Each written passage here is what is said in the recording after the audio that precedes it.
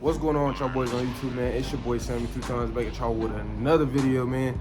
I know you ain't seen my face in like 6 months, but we back, you feel me? Y'all see the title, y'all see the thumbnail. We got a story time about how I got charged with 3 felonies at 16, you feel me? We're gonna get straight into it. I'm not saying no names in the story. The case is closed for every party in this case. So this ain't information that's not already known. Anyways, drop a big like, comment, subscribe if you haven't already. Let's get straight into the story time. All right, so boom. This takes place, I'm 21 now. I was 16 at the time, do the math. It was the end of my sophomore year. This happened like first week in May. So at the time I was smoking that ganja, that green stuff. I used to smoke with this certain person, I'm gonna call her T. I used to smoke with this certain person every single day, bro. And yeah, that's like, we wasn't like dating or nothing like that. It was just like my smoke buddy at the time, you feel me? Fun fact, she ain't like my sister ain't like her, but it's too much to go into. But we were smoking at the time, every single day, and we ended up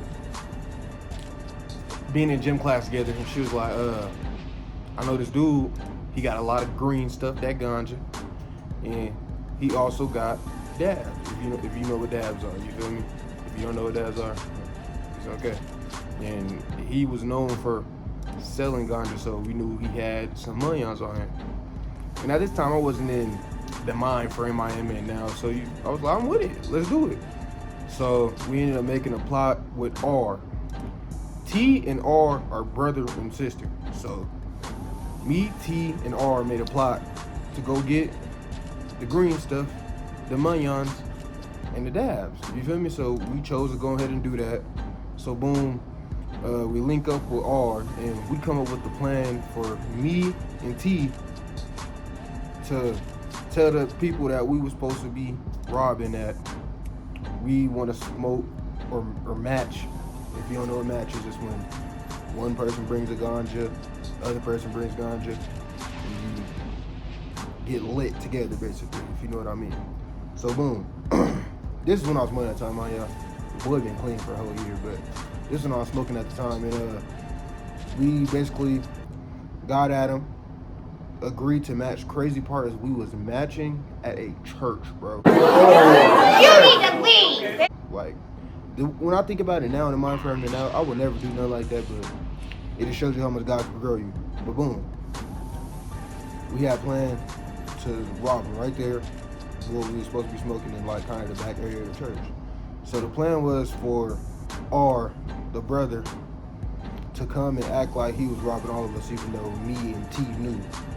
So that was the plan. We ended up linking up with him, but before we linked up with him, me and R ended up switching jackets, and that's gonna come back to hunt us later in the story, but me and him ended up switching jackets, and then we went to link up with the dudes to match or whatever. So boom, we rolling that green stuff up, talking, vibing, me and her acting like we don't gotta know a thing that's going on. We could have got a Grammy for how we was acting, but boom, so we start hitting the ganja or whatever, and then that's when a brother comes up, and then he had none at the time, but what he did is he had like a little sweater, and he acted like he had some here, and boom, so he ended up walking up on us, taking all of our stuff, including me and the sister, because that was the whole plan. Took everybody's stuff, you feel me? Took all of our backpacks, and then they left. So after they left, T acted like she was scared, feel me? She left the scene. My whole objective was to tell them, don't worry about it, I'ma handle it. So boom, me, T, and R, we met up at a park nearby our school. If you went to Aurora Central High School, you know what park I'm talking about, you feel me? The park where everybody used to get fried at. So we used to go. My fault, y'all seen some outside, but we went to the park to meet up with them, get our stuff back, and split what we found in the bags. We ended up coming up with like a ounce of ganja. We came up with an ounce of what's it called, dabs, and then like $200 between all three of us. So now that I think about it, now it wasn't worth it because all that we got was split between 3 people, and we got a cell phone too. So we split the ganja evenly between all three of us. I let them two split the dabs because I wasn't really a dab person at the time, you feel me? And then they gave me the phone since they got the dabs or whatever. So I was like, cool. We ended up doing that. I wasn't thinking nothing of it. I'm like, I got away, you feel me? And I'm glad I got caught, because if I didn't get caught, I would have probably tried to do the same thing in the future. And yeah, it would have probably got worse, you feel me? But boom. Long story short, I ended up thinking time passed by. It's about 4 days later. I'm in a swimming class. Fun fact, I didn't learn how to swim in 9th grade, but I'm in swimming class. And it's towards the end of the class. It's like 10 minutes left in the class, and the teacher's like, they want you in the SR office. So when you leave the class, just butt on the SR office. And I was like, do you know any details on why they want me down there? She's like, no. I kind of already had a gut feeling, and that I knew why. Because besides that, I ain't never really do nothing. You feel me? In school, I was more like the class clown type. I wasn't no criminal. That was the first criminal activity and the last one I ever did, you feel me? So boom. I go get out the pool, end up drying off, taking a little mini shower or whatever, in the little shower area. Put lotion on, whatever, and then by the time I got my lotion and my clothes on, everybody else, it was 10 minutes left of class, so by the time I do that, everybody else was coming back in. So I kind of knew what it was, and the phone that I had possessed, I had it on me at the time, so what they did is they got the phone. I gave a phone to one of the Mexican dudes in the class. To this day, I still don't know his name. I've never talked to this man after this day. I just left the work, keep it, you feel me? But I ended up giving the person the phone. I said, hold on to this till I see you next time in class. Now, what I should have did was gave him a jacket, because I had the jacket that the crime was committed in my bag, like a goofy boy thinking they know. But they had looked deeper into that, so I would have got caught away, but still. But so boom, I go down to the SR office, and if y'all know what the SR office is, it's the police officers at a high school who basically keep school safe or whatever. So boom, I go in there, I'm waiting in there for about 3 minutes. The SR officer comes out, he's like, he asked if he could see my backpack, to check my backpack. I'm like, sure. Gave him my backpack, he found like a little ganja nug like this big, and then he found a lighter and in my jacket and just school stuff. But the jacket was a jacket that I let R use to stain the people. So when he seen the jacket, he immediately said, you're under investigation for a armed robbery that happened at this location, da-da-da-da-da. So he asked me if I know anything about it. I'm like, no, I don't know anything about it. He was like, we already got like all the evidence. You don't got to lie. I was like, I don't know what you're talking about, bro. Just basically playing off, like, I don't know what he's talking about. He was like, all right, cool. So I ended up meeting, it wasn't a principal, but I met with somebody who was administrative in our school building. So boom, he's basically doing the same thing, trying to get anything to get out of me. He like, what's going on? I'm like, I don't know, for real. I don't really know what's going on. He like, cool. I'm like, say less. So boom, don't end up telling him nothing. Basically told him I don't know what's going on. So they basically ended up suspending me for 5 days. My mom came up to the school. She was crying and stuff, and she was like almost embarrassed, you feel me? Because like my mom ain't raised her kids to be on none of that crazy type of stuff, but unfortunately I was. So boom, what happened next? Oh yeah. So we go.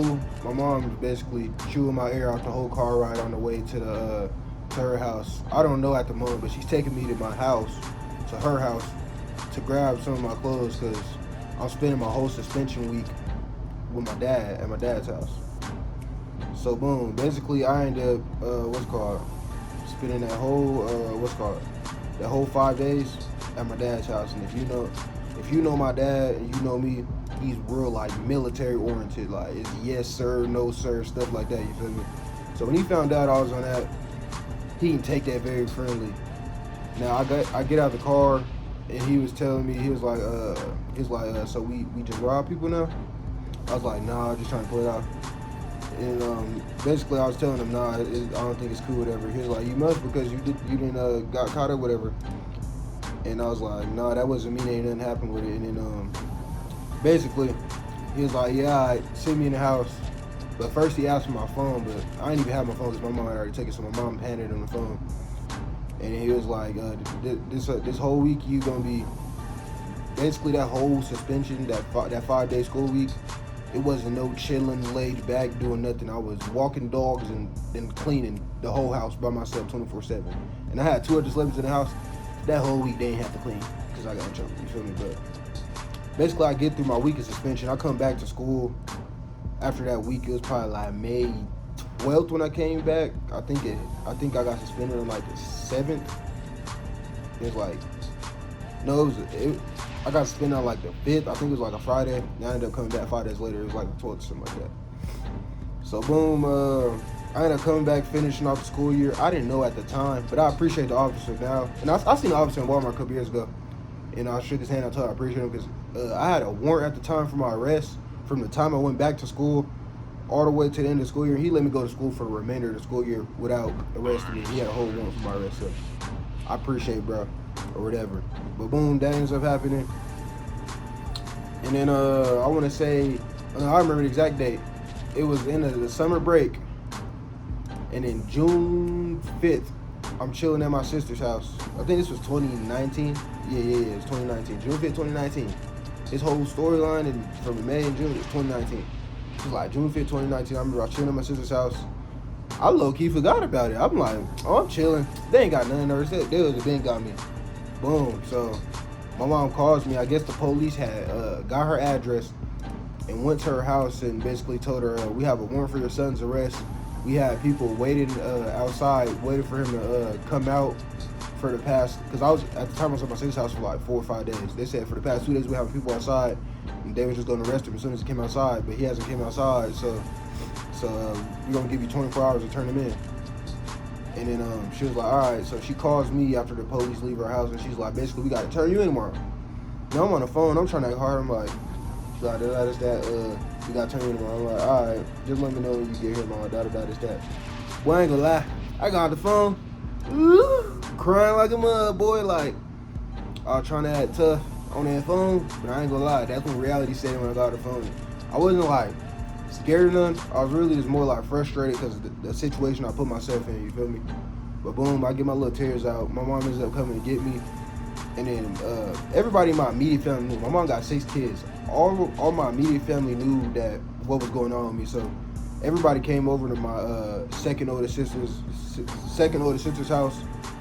This was the 5th when she picked me up, and it was early in the day. So that whole day after we went to my sister's house, everybody came over there, and we were just chilling, smoking, playing board games, just spending time. Because with the charge, we didn't know if they were gonna give me a PR bond or if it was gonna be a bond. So we were just spending what we thought was gonna be my last time out with my family for a minute, you feel me? Because I didn't really know how the system worked, and yeah, so boom. Basically, we ended up doing that. I ended up going to sleep eventually towards the end of the night, and I could not sleep for nothing, bro. Like, I could not, bro. I probably slept like 2 hours the night before because I was just anxious, and I got bad anxiety, so I was low-key worried just a little bit, but it's not that I was scared. I was just like anxious for real. And what's it called? After that, boom, next day ends up coming up, and I'm ready to get it over with. I was turning myself in at 10 o'clock in the morning that day. At 8 o'clock comes around, it's like 8:30, my sister ends up making breakfast, and then she made me a whole big old plate with bacon, egg, any pancakes, anything you could think of in a breakfast, you feel me? Potatoes, all that. Kid you not, I probably got about 4 or 5 bites of that food down, and I could not finish no more food just because like how anxious I was about going. So I done and wasted my whole plate, bro. Like whole plate wasted. Boom. It gets to the time where they have to turn me in, so I put my clothes on, and I get in my car, not my car. I get in the car with them, and we headed to the courthouse, the Rappaport courthouse, to turn me in. And I get there, and I ain't gonna lie, this is where the nervousness started kicking in. But me and my mom and my brother, we already had to talk. It's like, all that crying stuff is out the door. You gotta go in there and handle your business. And my intention going in there is because my older brother, he had went for something when he was younger. And the first thing he did as soon as he got in there, he punched somebody in the eye to send a message, you feel me? And I watched a lot of movies, so that's what I was thinking I was gonna have to do, you feel me? And that's the first thing I was gonna do when I got in there, just to set the message straight. But luckily, I ain't had to do none of that. But boom, turn myself in. I go to the clerk's desk, I tell him, my name's Rajon, it's that. I'm here to turn myself in. She like, oh, I don't see you in the system, but I'm gonna talk to the officer. Just have a seat right there. I end up sitting for like 20 minutes. I see 2 big buff white officers come out, and basically they asked me, is my name Rajon? I'm like, yeah. And they like, have you smoked marijuana in the past? When's the last time you smoked marijuana? If I do, I was like, I ain't gonna lie, I just smoked right before I came, and I kind of regret telling them that, but it is what it is. I ended up telling them that I smoked recently or whatever. It's like, all right, after we get you booked, we're gonna take you to the hospital. I'm like, cool. So after that, they I have my phone. That's like, you can keep your phone on you, and we can take it when we get to the jail, or you could give it to your mom now. So I just get my phone to my mom. They handcuffed me in front of my mom, and when I tell you that was one of the worst feelings I felt in my life. I got handcuffed in front of my mama, bro. So boom, handcuff me. I go ahead and go with them handcuffed around the back like this, you feel me? And I'm walking, and then I could hear my mom and sister talking about it, and my mom sounded kind of like emotional and stuff, so that kind of broke my heart a little bit, but it is what it is. I'm already in a situation. So boom, I ended up going to the booking room. I feel like a real good criminal right here. They did fingerprints on me. They did pictures, front, side. Do you got any tattoos? No, all that. You feel me? And what was killing me is when you go get booked, I don't know if it's like this because I never got booked as an adult, but at the time, they have a list of the last 25 or so people that they booked. I seen like 3 or 4 people that I knew right there on the list. I'm like, that's crazy. We all down the wrong path. But boom, I ended up getting booked. That takes about maybe like a little over an hour getting me all booked and stuff. By the time I make it to the car, it's probably like 12 p.m. I turned myself in at like, I got to the place at 10, then ended up turning myself in at like 10:20 something, and then by 12 I was sitting in the back of the police car. Bro, it was probably like an hour I was waiting there, or an hour and a half, but it felt like I was sitting there for 4 hours. No phone, no nothing, handcuffed like this. And when I tell you the seat is so uncomfortable in a police car, it's like a regular car, but the seat is plastic. Like, it's like the school seats. No, it's worse than school seats. It's just, imagine a regular car with plastic. You feel me?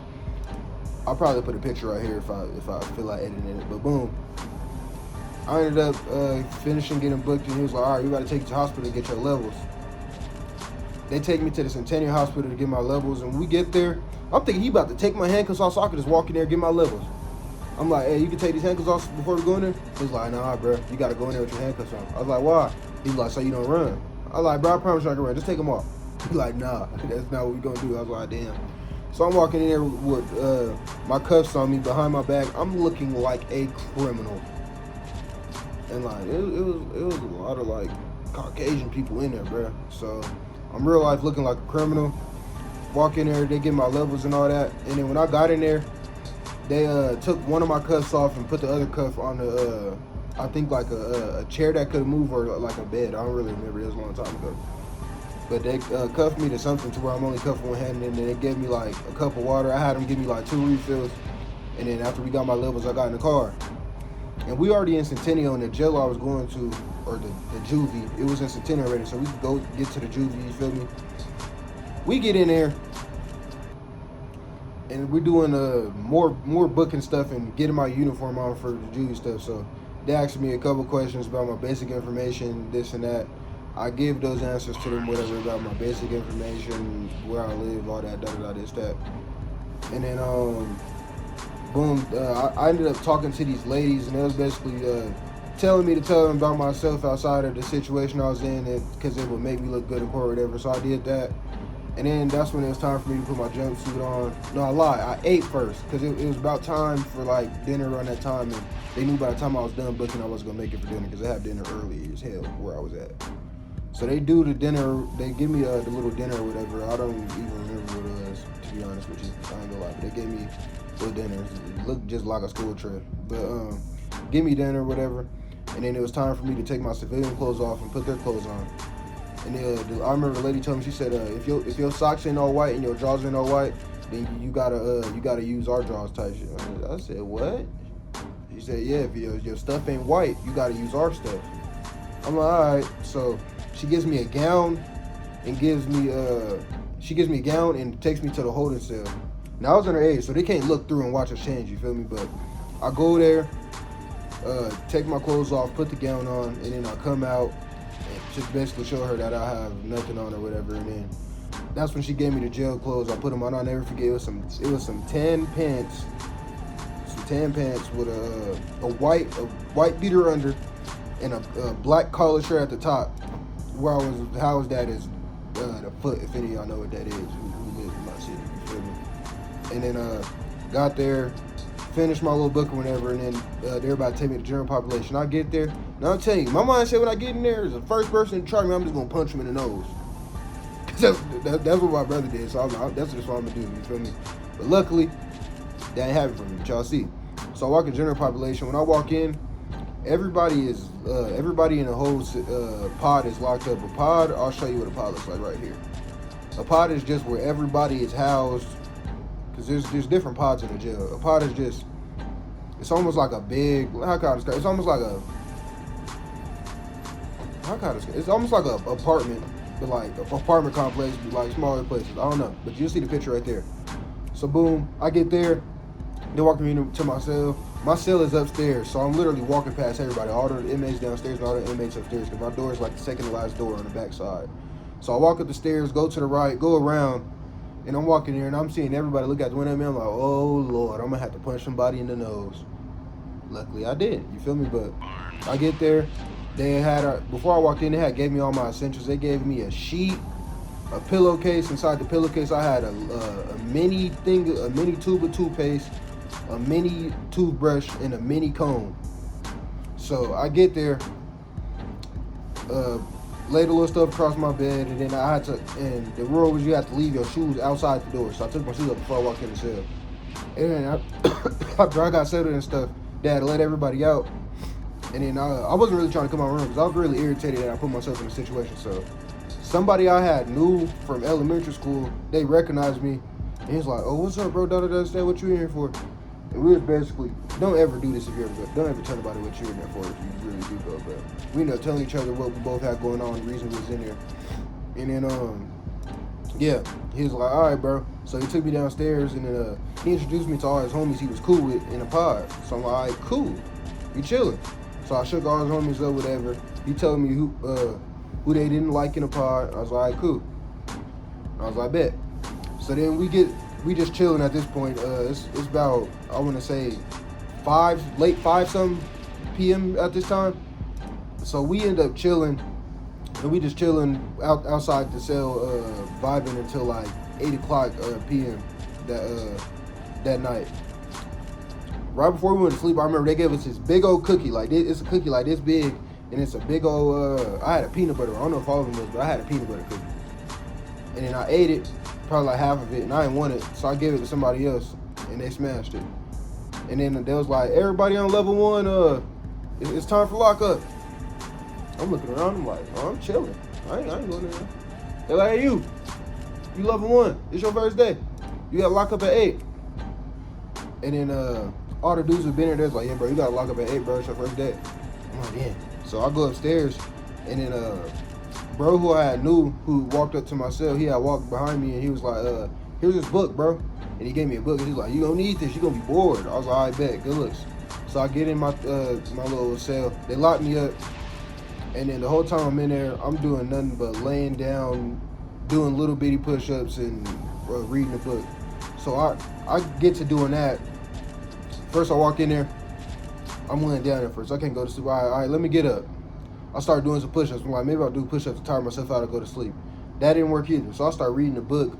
Boy, I got up. I checked the time. Mind you, when I first got locked up, it was 8. I first looked up, checked the time. It said 10:12 p.m. That's not the exact time, but it's like rough estimates of how slow the time is going. First time I got up, it said 10:12 p.m., bro. I said, what? Ain't no dang way. Ain't no way in the world, but it's 10:12. I'm like, all right, cool. So I just start reading my book. Get up the next time. It said 12 o'clock. I said, all right, cool. This ain't gonna work. So I started doing push-ups. And then till my body got tired, and then I just laid down. I took a nap. I woke up. It was 3:26 in the morning. I said, oh, nah, bro. And I don't know what time I don't know what time the cells get opened up at this time. because this is my first day, you feel me? So I was like, all right, it's whatever. So I'm up at like 3-7 in the morning. I'm reading a book. I ended up reading a book to like, I want to say like 5:30, because I was tired of doing push-ups at this point. So I ended up reading a book to 5:30, and then I went to sleep, woke up. By the time I woke up, it was time to go out into the general population thing, the little pod I showed y'all. Boom. Before you get out at the foot, you have to make your bed a certain way. But they didn't show me how to make the bed because I came at night. So they didn't show me the certain way to make the bed. So the dude, he's like, you got to remake your bed. That's not how you make it. I did it 3-4 times. He's like, that's not how you do it. That's not how you do it. That's not how you do it. I'm like, bro, it's my first day. How I do it, bro? He gave me a little piece of paper. I did it. I got out. I went to dap up everybody I knew. Crazy part is I was in there with my cousin. I didn't even know it was my cousin at the time. And a dude I went to school with. You feel me? But what's called? I'm in there, whatever. I get out, and then I was done with my school year, as y'all know, because the school year where I live, it ends in like the last week of May every year. They're still in school. I think they're in their second to last week or last week of school, so I had to go to school that day. So I want to say at maybe 8, we ended up going to class or whatever. We go to class. No, we eat breakfast first. We go to eat breakfast. After we eat breakfast, our first period class, because the way it is, the pods I was telling y'all about, like the little picture, the pods I was telling y'all about, each different pod has the same schedule for classes. So the first class we went to was gym. We was playing basketball, I was chilling. I was like, this ain't that bad. It's gonna be cool. Playing basketball. Then we did that for about an hour. I went to English class, and then after I went to English class, during the English class, it was probably about like 25 minutes in. There was like they called out everybody in the whole jail who had court. So basically, they round up everybody to the certain part of the jail where the little bus was to take you to court. Basically, I'm waiting there for like 20-30 minutes for everybody who's there to show up, so they could shackle us up. Now this one I feel like real good criminal. They shackled everybody ankles and hands, and they're like connected. And then I'm like, how you want me to get on this bus with my ankles and hands shackled? You feel me? This is the first time I've ever been shackled in my life. So I ended up making my way, and everybody got in the. It's almost like a Sprinter, but it's like less nice and less modern. We all get in, and I'm thinking it's gonna be a long drive. The court is right across the street from the jail, damn near. So we get there, same thing, reverse. We're getting out with the shackles on, and they take us all to a holding cell. And basically, if you ain't ever been to court from like the jail side, everybody sits in a holding cell and waits until you'll get your case called. You'll come back to holding cell, and then once everybody's case gets gone through, then you'll go back to the jail. But I'm probably like the 6th or 7th person that gets the case called. But when I'm in a hold'em cell, I end up I seen him at the jail, but I didn't end up talking to bro until we got a hold'em cell, and it was somebody else I went to middle school with. So we talking about our case or whatever, and we both trying to get out. And then the Mexican homie I met in there, he was trying to get out too. So I finally get my case called, and then I'm thinking I'm finna just walk out there and sit down. They shackled my wrist up. And then I walk out there. The first people I see is my mom and my sister, and I see my teacher. Shout out my teacher. I forgot her name, but that's my dog. You feel me? Shout out my teacher. It was my, I want to say, it was my math teacher, sophomore year. I forgot her name, but she had orange hair. If you went to Central, you know what I'm talking about. She was there. My mom was there. My sister was there. I'm feeling like a disappointment looking at her. I'm not going to lie. But I sit down. They go over my case. My mom got me a public attorney. He was basically saying that I want to get out with pre-trial release. This is my first case, so I ain't never got in trouble. The judge granted it or whatever. I'm like, cool, I'm finna get out. I'm thinking they finna just go take my shackles off and I'm finna just go home with my mama. No. I went back to the holding cell. I had to wait for everybody's case to be over with. And the dude I went to middle school with, the Mexican homie, and me, we all ended up being able to get released that day. And a lot of people stay in a juvenile because if you don't have family to show up for you, you can't get just released by yourself as a juvenile. So that's why a lot of people was time to get prolonged in juvenile. But luckily my mom was there. Their mom was there. So all three of us getting released. We went through all our cases, whatever. Got shackled back up, ankles and hands, and then we got back on the on a little SUV Sprinter, not SUV, on a little Sprinter thing. Went right back to the jail. And then I get there. I'm thinking my mom will be there. As soon as I get there, she wasn't there.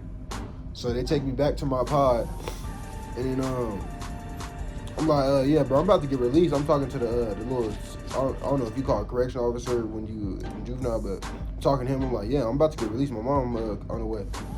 So you only gotta lock me up because everybody's in lockup, and he was about to lock me up. And he's like, nah, bro, we gotta lock you up until they call you. I'm like, damn.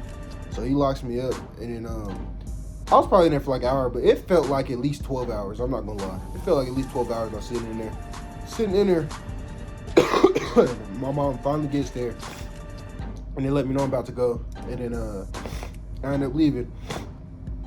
Craziest part is I was in there with somebody, and he was like, bro, when you get out, post on Facebook, let him know that he said his name, that I ain't a snitch. I'm like, I got you, bro. Ain't never talked to bro again, ain't never went to post that, nothing, bro. Like, that don't got, your case don't got nothing to do with me, bro.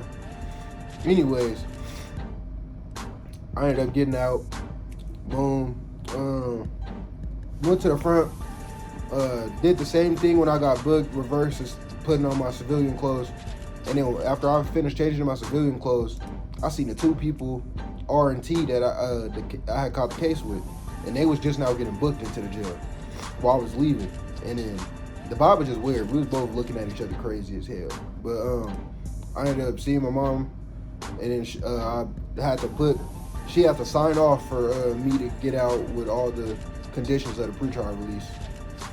And we went to the house. I ended up meeting with the pretrial release probation person or whatever, and then basically set out rules for me. You start off from level 1 with full restrictions. You can't leave the house. Then you go up a level. It go from 6 o'clock, 7 o'clock, 8 o'clock to 9 o'clock to 10 o'clock curfew. And then at the top level is called like star level, I think. Yeah, it's called star level. And then basically I ended up doing that, and I was doing pre-trial release for like 6 months. I made it all the way up to star level. And it was like they low-key rocked with me for getting there, because I guess that many people don't get star level, but it's like, it's not hard if you want to get out the situation, but I guess people like prolonging their situations, because that wasn't me, bro. But I ended up basically finishing on star level. Then I was going to court back and forth this whole time. I ended up coming to a plea agreement with the DA to bring my thing down to 2 misdemeanors and then do a year probation, because if not, I was facing, I think they said like 2 to 4 years or something like that in jail. And I did the math in my head. I said, I'm 16. Worst case scenario, if I get sentenced to 4 years, I get out when I'm 20.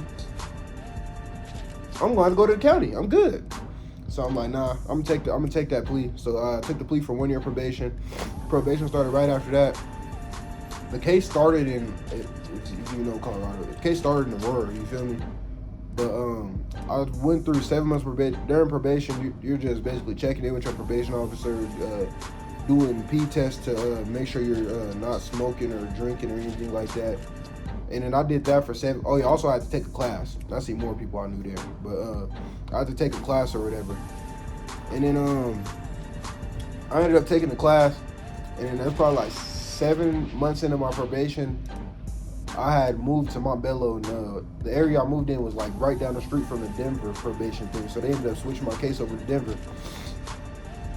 I had that probation officer for probably about like 4 months, and then this was around the Rona time, so they really wasn't even like supervising me like that the last 4 months because of Rona. So it really didn't feel like I was on probation, even although I still couldn't smoke, you feel me? So that time passes by. I got like a month left on probation. My dumb self started smoking again, bruh. And the crazy part is, I got so lucky. This is how I knew God was on my side. I was smoking, and I ended up having to take Serto because I didn't want him to know I had it in my system. So even if like it don't come back positive, it at least come back diluted. You feel me? So I gotta take another one later. So I get there and nobody was there in the office. I guess it was shut down due to Rona or something. But basically, the probation officer I had ended up getting resigned to a whole different. I think she got resigned to Aurora. So she's a Aurora probation officer now. So I didn't have a probation officer for like 2 weeks, and then they found me one 2 weeks later. And then I was only with that person for like 2 weeks, and then I was chilling at my pop's house. I remember this like yesterday. They ended up giving me a little email, and then I had checked my emails all the time when I was on probation, because it's like That's how I was contacting them. So I checked my email. It said your probation has been terminated. You don't believe me? I'll put the email right here. But they said your probation has basically been terminated. I'm like, say less. So I tell everybody in my family my probation got terminated. I completed successfully, whatever.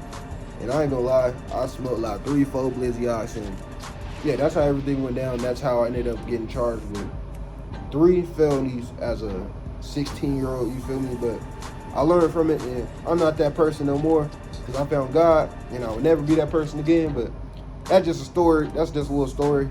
Drop a big like, comment, subscribe if y'all boys enjoyed the story. And even if you didn't enjoy the story, you still watching, so drop a like, subscribe. You feel me?